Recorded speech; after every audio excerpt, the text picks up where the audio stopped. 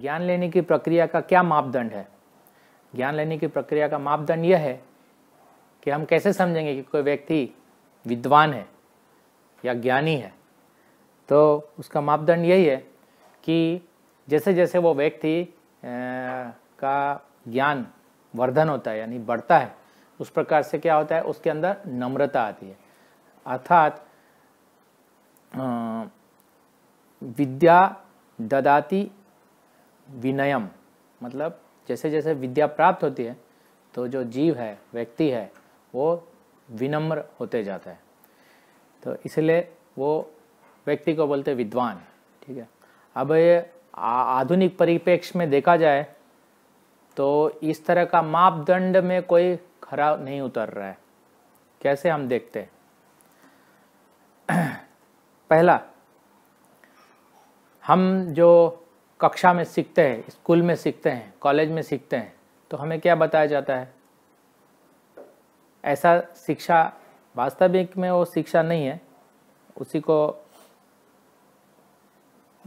अगर गहराई से देखा जाए तो आप देखिए कितने लोग स्कूल में जाते हैं, फिर कॉलेज में जाते हैं, फिर यूनिवर्सिटीज़ में जाते हैं और क्या सीखते हैं? यही सीखते हैं कि कैसे पैसा कमाया जाए। आप किसी को भी पूछो पैसा कौन ज़्यादा कमाता है, वो सफल है। आप देखिए डॉक्टर बना तो डॉक्टर का क्या कार्य है? ऑपरेशन करेगा या फिर पेशेंट को दवाई लिख के देगा। इंजीनियर बनेगा तो ब्रिज बनाएगा या फिर कारखाने में काम करेगा। तो ये सब करने के बाद वो उसको पैसा मिलता है, धन मिलता है, लेकिन उसमें तो विनय किधर है? उसमें नम्रता किधर है?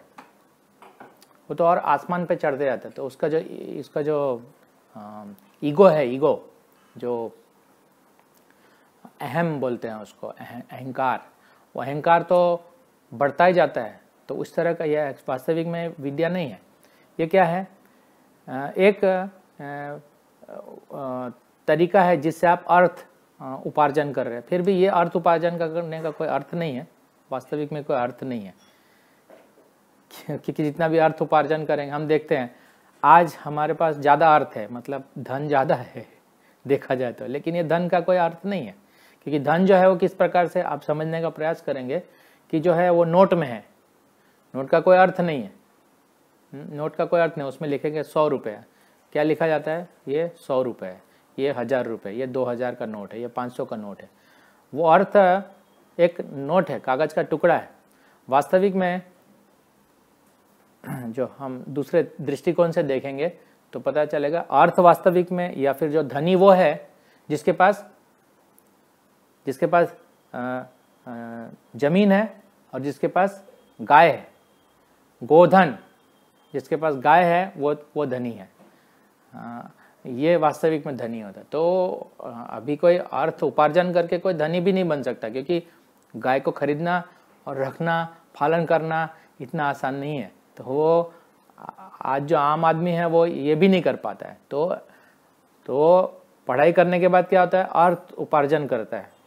परंतु ये जो ज्ञान है वास्तविक में वो अहंकार से भरा हो रहता है। और आप देखिए क्या हो रहा है, हर एक ऑफिस में, हर एक बिजनेस में, हर एक फैक्ट्री में, हर एक ऐसे इंस्टीट्यूट में क्या होता है? बात बात पर खाली चर्चा होता है, मैं सही हूँ, और अपने पॉइंट को स्थापित किया जाता है और एक दूसरे से यानी बहस चलता रहता है। यही सब चलता रहता है सुबह से शाम तक। कोई भी ऑफिस लीजिए, बैंक लीजिए, या कोई भी कार्य, कुछ भी कहीं पर भी देखिए आप, तो यहाँ पर क्या हो रहा है?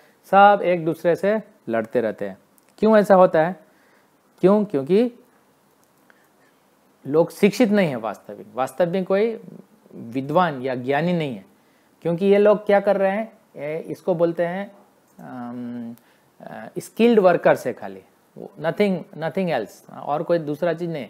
स्किल्ड वर्कर्स है, यानी कि वो MSc या MBA या फिर DSc या PhD, जो भी डिग्री ले लो, वो सब क्या है? एक स्किल्ड वर्कर है खाली। उसमें कोई विनय नहीं है, कोई नम्रता नहीं है, कोई वास्तविक में। क्योंकि ये जो तथाकथित जो ये ज्ञान है ये वास्तविक में ज्ञान नहीं है,